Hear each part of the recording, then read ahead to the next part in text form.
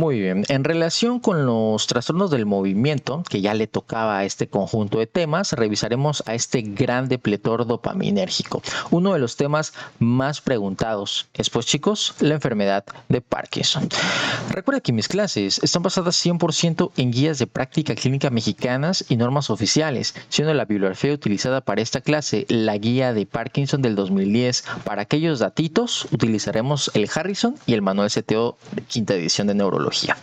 Ahora, definiremos a la enfermedad de Parkinson como aquella enfermedad neurodegenerativa que se va a caracterizar por la lenta destrucción de las neuronas cerebrales que van a producir esta monoamina, la dopamina, que van a estar situadas a nivel mesencefálico, específicamente en la pars compacta de la sustancia nigra o locus niger. Ahora bien, chicos, en cuanto a los datos epidemiológicos que resalta la guía de práctica clínica, es la segunda causa más frecuente de enfermedad degenerativa, apenas después de la demencia tipo Alzheimer. En México tiene una prevalencia de hasta 50 casos por cada 100,000 personas por año. De acuerdo al reporte de la guía, en el Instituto de Neurología fue la cuarta causa de consulta. En cuanto a los datos potencialmente preguntables, su edad de inicio, ojo con este dato, es a los 55 años y su duración media será de 10 a 13 años.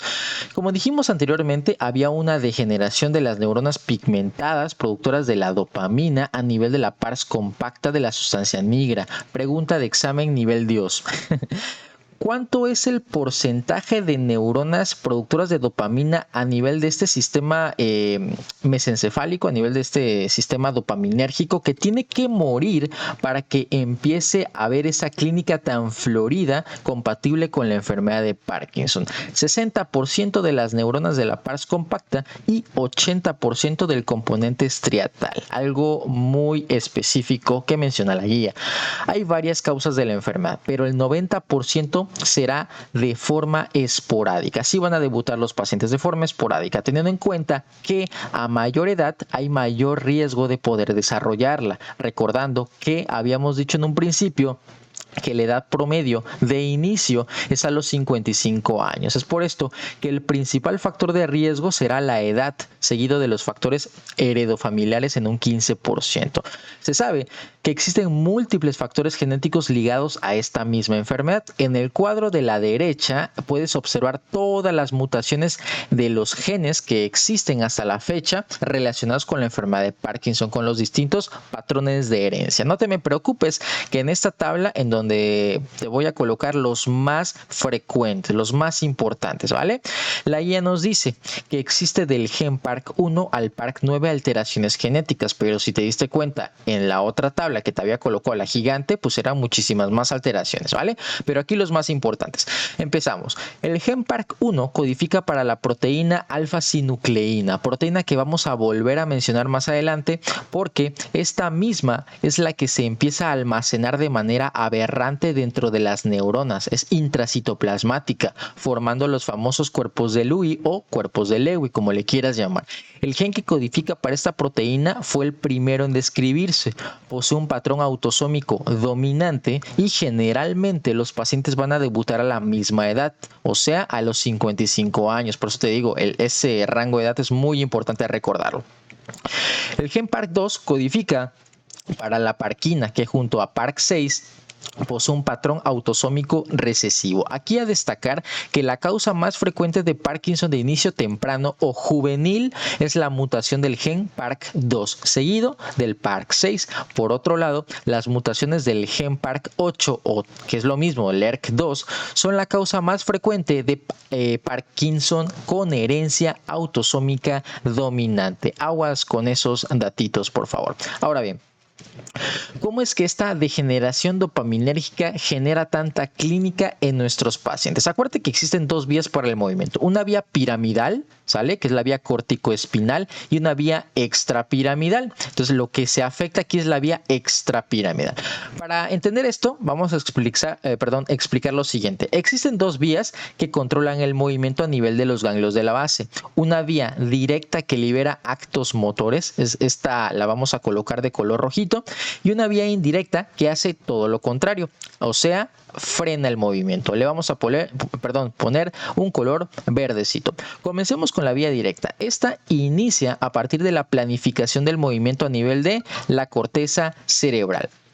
Esta misma va a mandar información al putamen. El putamen libera neurotransmisores inhibidores, ojo con eso, que van a inhibir, obviamente van a inhibir al globo pálido medial o interno, ¿vale? Entonces yo voy a inhibir al globo pálido medial o interno. Si yo inhibo al globo pálido medial, como es un inhibidor, pues estamos inhibiendo al inhibidor, valga la redundancia. Entonces, como nadie va a inhibir al tálamo porque ya inhibimos a su inhibidor, o sea, el tálamo es el que hace el desastre, entonces no hay nadie que lo inhiba, pues el tálamo va a ser como si las moscas pasaran. Entonces va a empezar a estimular a la corteza, en este caso la corteza motora, chicos, a partir de neurotransmisores de tipo excitatorios. Esto es muy importante que lo tengamos en cuenta. Sin embargo, como les dije al principio, existe otra vía, la vía indirecta. A esa no le gusta el movimiento, lo frena, no le gusta el desastre. Esta comienza de la misma forma. De la corteza llega información al globo pálido, pero en este caso será el globo pálido lateral. De aquí la información viaja a un núcleo que se llama núcleo subtalámico de Lewis. Entonces, de este núcleo le manda neurotransmisores de tipo excitatorios al globo pálido medial, o sea, lo va a activar. ¿Y qué significa que lo active? Que el globo pálido medial, como es un inhibidor, o sea, estamos activando al inhibidor, por así decirlo, para que inhiba, valga la redundancia otra vez. Entonces, va a enviar neurotransmisores inhibitorios al tálamo. Es decir, lo va a inhibir. Y si yo inhibo a este tálamo, acuérdate que el tálamo, cuando lo dejaban hacer lo que quisiera, pues empezaba a hacer su desastre y mandaba neurotransmisores excitatorios a la corteza frontal y se generaba movimiento. Pero si yo lo inhibo, voy a generar lo contrario. Voy a generar un freno del movimiento. ¿Vale, chicos? Entonces, vía indirecta, movimiento, vía indirecta, no tenemos movimiento. Oye, Doc, pero ¿y la sustancia negra? Venga, chicos, muy sencillo. Como puedes observar en la imagen, las neuronas de la pars compacta van a producir dopamina. Esta dopamina controla a las dos vías. Esta trabaja con dos tipos de receptores. Receptores dopa 1 y dopa 2. Si se activan los dopa 1, en este caso se va a activar la vía directa. Entonces los dopa 1 modulan la vía directa, por así decirlo, activan a la vía directa. Y los dopa 2 pues van a hacer lo contrario, van a activar a la vía indirecta. Dopa 2 asociados a frenar el movimiento, ¿vale? De manera fisiológica, la vía que siempre está predominando es la vía directa por los receptores dopa 1, pero en el parkinsonismo, al haber una depresión de dopamina por la muerte de las neuronas productoras de la misma, la vía que va a predominar es la vía indirecta, o sea, la que para el movimiento. Entonces aparecen los típicos trastornos hipokinéticos, es decir, parkinsonismo, clínica, que veremos más adelante. Y como dato interesante, solo para recordar que en el hemibalismo el núcleo que se lesiona es el núcleo subtalámico de Lewis. Entonces predomina la vía directa. Por lo tanto, hay movimientos hiperkinéticos de lanzamiento, de lanzamiento de manera muy brusca, ¿vale?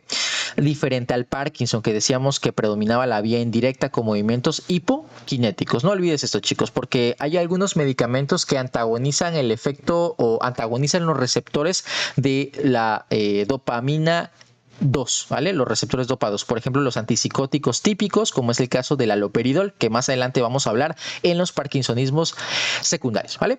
Existe un gran espectro clínico de la enfermedad, pero antes de hablar de los espectros clínicos hay que hacer énfasis en los hallazgos histopatológicos de las áreas afectadas típicamente en la enfermedad de Parkinson, como es la sustancia negra. Vamos a encontrar estas inclusiones intracitoplasmáticas, es decir, intraneuronales, formadas por filamentos de esta proteína, la alfa-sinucleína. Sin embargo, no va a ser la única localización en donde vamos a encontrar estas inclusiones eosinofílicas. Por ejemplo, los vamos a encontrar en el locus ceruleus, en los núcleos del Raphe, núcleo dorsal del vago, núcleo basal de Meynert, etc. Ahora sí, chicos, existe un gran espectro clínico de la enfermedad de Parkinson. Sin embargo, estos pueden ser clasificados como síntomas motores y no motores, que inclusive algunos síntomas no motores pueden anteceder a la clínica motora, como es el caso de los trastornos del olfato, que más adelante los vamos a ver. En cuanto a los síntomas motores, una disculpa por poner las moneditas, no le puse la animación. Entonces, en cuanto a los síntomas motores, tenemos al parkinsonismo. Recuerda que el parkinsonismo no es sinónimo de la enfermedad de Parkinson, y esto es debido a que hay enfermedades como medicamentos que pueden causarlo, el llamado parkinsonismo secundario. Este lo vamos a ver más adelante. Al parkinsonismo de la enfermedad de Parkinson, valga la redundancia, le pondremos parkinsonismo primario, el cual lo puedes recordar con mi mnemotecnia, el RTBI. En cuanto a la rigidez muscular es el aumento de la resistencia al movimiento. Es una rigidez extrapiramidal, es decir, en rueda dentada, no en navaja suiza. Ojo con eso, no es en navaja suiza o espástica, que esa era la característica de la afectación de la primera motoneurona. Tanto la rigidez como la bradicinesia van a poder generar una micrografia, una dificultad para escribir. El temblor en reposo. El temblor en reposo es la primera manifestación motora que experimentarán los pacientes y se presenta hasta en el 80% de los pacientes que debuten con la enfermedad. Sin embargo, un 20% no va a tener temblor. Son las variantes rígido acinéticas de la enfermedad de Parkinson. Los pacientes que tienen temblor son las variantes tremorígenas. El temblor, pues chicos, se produce por una cocontracción alternante de músculos agonistas y antagonistas. Una perla de la clase, el inicio es unilateral o asimétrico. Otra perla es que el temblor disminuye con el movimiento. Esto es importante debido a que hay otras enfermedades que hacen lo contrario. Por ejemplo, el temblor esencial, que aumenta con el movimiento y es simétrico. ¿Quieres otro dato? Uno que fue preguntado en el ENARM fue la frecuencia de este temblor, de 4 a 6 ciclos por segundo. Es un temblor muy lento, como si estuvieran contando monedas, el pill rolling, por eso se llama así, en cuentamonedas. Ahora, la bradicinesia es la reducción o enlentecimiento de los movimientos automáticos y voluntarios. Es la manifestación más incapacitante de la enfermedad y puede afectar las extremidades, el tronco, la cara, la musculatura del habla. ¿Cómo nos vamos a dar cuenta que el paciente tiene bradicinesia? Porque tiene tanto como un retraso en el inicio como en el fin de los movimientos. El paciente se encuentra lento, su marcha es arrastrada, hay disminución del balanceo de los brazos, hay disartria, puede haber babeo constante por la dificultad para estar deglutiendo, su cara tiene hipomimia facial, ojo con eso, un aspecto de máscara y su tono de voz es muy bajita, hipofonía, hay lenguaje monótono, otros datos como la limitación para la supraelevación de la mirada. O sea, el paciente no puede mirar hacia arriba, por eso es común que se caigan hacia adelante, que a diferencia de la parálisis supranuclear progresiva o enfermedad de Still-Richardson-Olszewski, en donde el paciente no podía ver hacia abajo, entonces se caía hacia atrás. Y por último, una de las manifestaciones igual muy incapacitantes, la inestabilidad postural. Debido a la pérdida de los reflejos posturales, el paciente ya no puede mantener el equilibrio, se puede presentar como una marcha festinante, es decir, por pasos cortos y rápidos, con ambas piernas discretamente flexionadas por la rodilla, una postura del cuerpo flexionada hacia adelante, como puedes observar, y los brazos en semiflexión en el codo, con riesgo de perder la estabilidad y ausencia de braceo. Aquí vemos a un paciente con Parkinson con flexión extrema. De frente los vemos flexionados, los brazos pegados al cuerpo, encorvados, típico de esta enfermedad. Y antes de pasar al apartado de los síntomas no motores, haremos mención especial de los parkinsonismos secundarios, chicos. En esta tabla, bueno, en estas tablas, pues, chicos, en la izquierda, en su parte superior, el parkinsonismo primario, el que estábamos describiendo anteriormente. Sin embargo, dijimos que existían otras causas de parkinsonismo, en donde entran las drogas o medicamentos. Aquí, mención especial para los neurolépticos. La pregunta es, ¿por qué los antipsicóticos típicos como esta butirofenona, que es el haloperidol, o por ejemplo la clorpromacina, la flufenacina, etcétera, desencadenan alteraciones extrapiramidales? Sencillo, porque antagonizan a los receptores dopados. Los depletores presinápticos de dopamina, como la tetrabenazina, que se utiliza en el tratamiento de la enfermedad de Huntington, ya lo veremos en el próximo video. También la reserpina, lo que hacen es unirse a una proteína que está en la vesícula, ¿vale? Es una proteína vesicular de las monoaminas, o sea, donde está la vesícula, recuerda que dentro de las vesículas hay un montón de neurotransmisores, en este caso dopamina. Esta proteína funciona para que se pueda, en este caso, pueda salir esta vesícula al espacio sináptico. Entonces yo bloqueo a la proteína, en este caso la BMAT, que se llama transportador vesicular de monoaminas tipo 2, entonces la vesícula llena de dopamina ya no sale al espacio sináptico y no ejerce su acción. ¿Por qué se utiliza en la enfermedad de Huntington? Porque recuerda que en el Huntington hay aumento de dopamina, aquí no, aquí hay depresión, ¿vale? Entonces, chicos, otro de los medicamentos importantes, los antagonistas del calcio, como la flufenacina y cinaricina, así como algunos tóxicos como el MPTP o metilfenil tetrahidropiridina, que lo que hace es bloquear al complejo 1 de la cadena respiratoria mitocondrial, de la cadena transportadora de electrones. Esto es básico de primer año. Para fines prácticos produce toxicidad mitocondrial, pudiendo generar cuadros de parkinsonismo. Ahora, hay cuadros neurodegenerativos asociados tanto a demencia, corea, el parkinsonismo. Por ejemplo, la enfermedad por cuerpos de Lewy, que vimos en la otra clase, el Huntington, la enfermedad de Haller-Boden-Spatz o deficiencia de pantotenato quinasa, entre otras. Ahora, ¿existen datos que me hagan sospechar de que se trate de un parkinsonismo secundario y no de uno primario? Sí, sí lo hay. Si predomina la rigidez, es típico del inducido por medicamentos. Si hay pobre respuesta a la levodopa, generalmente se produce en un parkinsonismo secundario, es decir, cualquiera de los que puedes observar tanto en la tabla izquierda como en la tabla derecha, ¿vale? Si el comienzo es bilateral, no sospeches de Parkinson. Acuérdate que el inicio del Parkinson es unilateral, asimétrico. Si el temblor es de acción, no sospeches tampoco de Parkinson, porque recuerda que el temblor es en reposo, ¿vale? Ahora bien, chicos, ¿cuáles son esos datos clínicos no motores? Los vamos a clasificar en neuropsiquiátricos, siendo la depresión lo más común, pregunta de examen, trastornos del sueño, cardíacos, gastrointestinales, por ahí las alucinaciones que forman parte de los neuropsiquiátricos, pero en menor frecuencia, 16%. Como dijimos, más común de todos de los neuropsiquiátricos, la depre. Y dentro de la depre, lo más común será el trastorno depresivo mayor y la distimia. El trastorno o el tratamiento de estos pacientes será con inhibidores selectivos en la recaptura de serotonina. En segunda línea, los antidepresivos tricíclicos. Como dijimos, había otros como las alucinaciones, siendo el tratamiento que recomienda la guía para este cuadro la clozapina. ¿Vale, chicos? Jalamos esto para arriba. Dentro de los trastornos del sueño tenemos al insomnio, la fragmentación del sueño, alteraciones conductuales del sueño con movimientos oculares rápidos, así como el síndrome de piernas inquietas. Debajo de cada uno el tratamiento que recomienda la guía de práctica clínica. Seguimos con las disautonomías. Aquí, ojo, porque el CTO de neurología menciona que la incontinencia urinaria es el síntoma urinario más frecuente. Esto se trata con oxibutinina, según la GPC, un inhibidor del receptor muscarínico a nivel de el músculo liso del detrusor de la vejiga. Ahora, de las sensoriales, esta no la puedes olvidar, debido a que inclusive, dijimos, antecedía a la clínica motora. Muy importante recordar eso, chicos.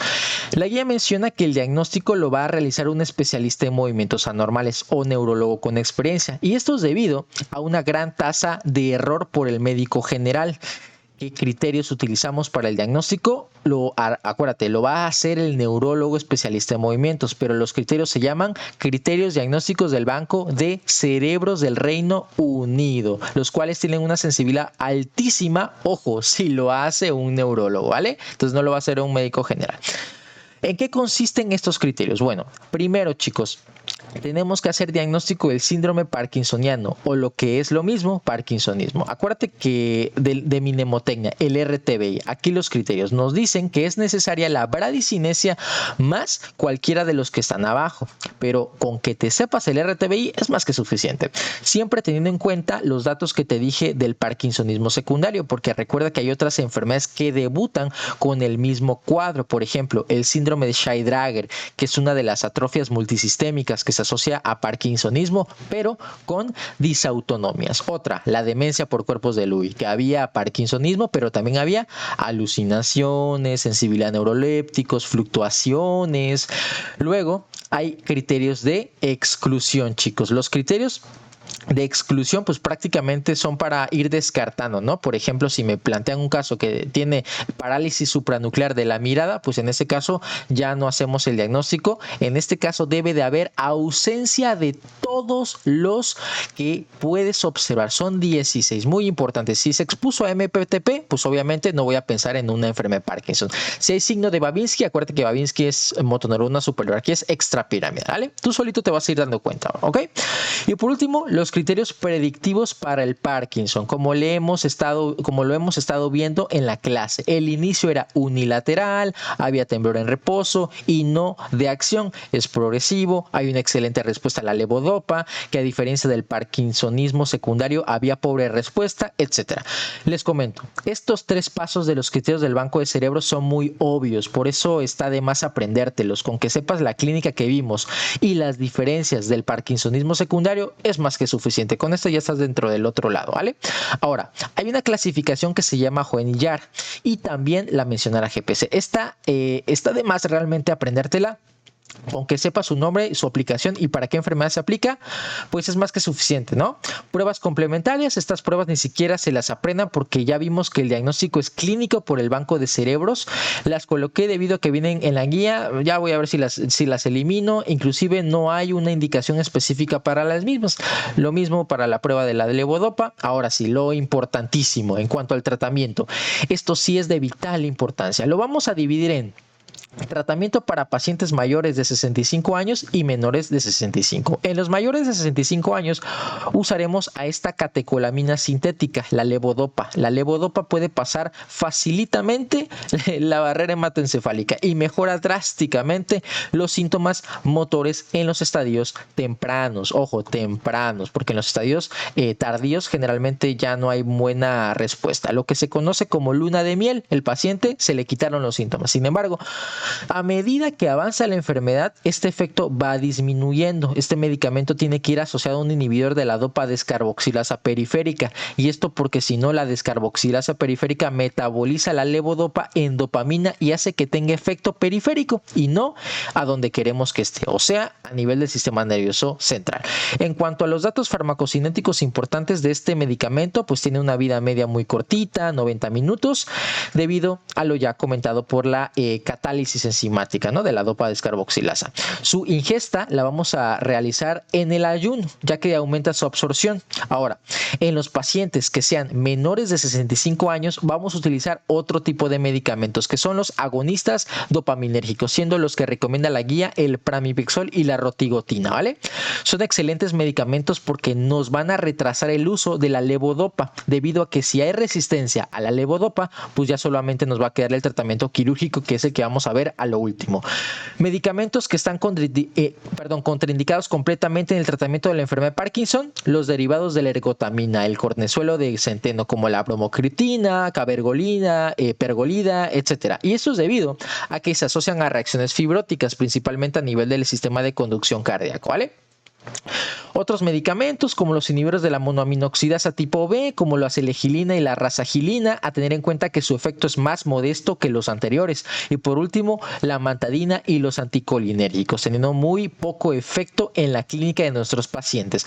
Los anticolinérgicos, la guía solo los recomienda en pacientes jovencitos. Ahora, ya iniciamos nuestro tratamiento de la enfermedad de Parkinson. Si iniciamos con IMAO-B, amantadina o su combinación y aún así empeora la clínica, agregamos tratamiento dopaminérgico, cualquiera, teniendo en consideración que si iniciamos con agonistas, pues será preferentemente en pacientes que sean menores de 65 años, ya lo vimos. Y levodopa, en mayores de 65. Si iniciamos con levodopa y empeora, aumentamos dosis o agregamos agonista. Y lo mismo cuando iniciamos con los agonistas, ¿vale? Solo que a tener en cuenta que no se podrá controlar los síntomas más allá de los 3 a 5 años después de su inicio. Resulta que cuando nosotros damos un tratamiento prolongado con la levodopa, el paciente o mejora o empeora, ¿vale? Te presento los periodos on y off. El periodo on se refiere al estado en el que el paciente está bajo el efecto de la levodopa. Esto es forzosamente nada más para la levodopa, ¿vale? Es decir, está controladito tu paciente. Y el periodo off, donde está en este caso la mejoría desaparece a pesar del uso de la levodopa. Ahora, cuando ingresa la levodopa al organismo existen 3 ventanas: inicio, pico y fin de dosis. En algunos pacientes en un determinado tiempo de uso de la levodopa hay fluctuaciones entre estos periodos. Estas fluctuaciones serán motoras y no motoras. Hablemos pues de las fluctuaciones motoras. La fluctuación motora más común es un acortamiento en la duración del efecto de la toma de levodopa, es decir, si el efecto duraba 4 horas, en algún momento empieza a durar 3 horas, 2 horas, etc. Esa fluctuación motora se denomina deterioro de fin de dosis o wearing off. En estos casos habrá que ajustar la dosis de la levodopa y bueno, hay otros pero menos importantes, ¿vale? Otras alteraciones, las discinesias.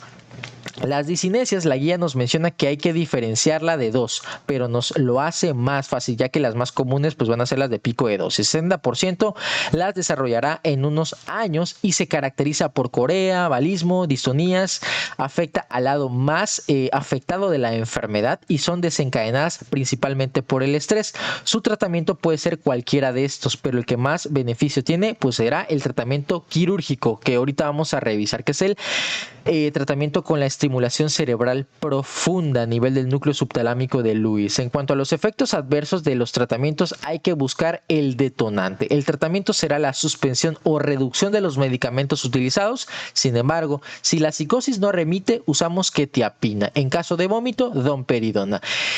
Si ningún tratamiento farmacológico resultó beneficioso, el paciente se encuentra sin alteraciones cognitivas o psiquiátricas y llevó al menos un año de seguimiento con el neurocirujano que le va a realizar el siguiente procedimiento, vamos a realizarle la estimulación cerebral profunda, que su estándar de oro será la implantación bilateral de electrodos en el núcleo subtalámico de Lewis. Si no funciona o no es candidato para la cirugía, usamos la infusión intraduodenal de levodopa. Un dato a destacar que menciona la guía, que no les coloqué pero igual es importante, es que solamente del 5 al 10% de los pacientes va a cumplir con los criterios para realizarse la estimulación cerebral. Hasta aquí con la clase del día de hoy. Espero te haya ayudado con tu estudio de neurología. Continuamos con los temas de medicina interna. Muchísimas gracias, chicos.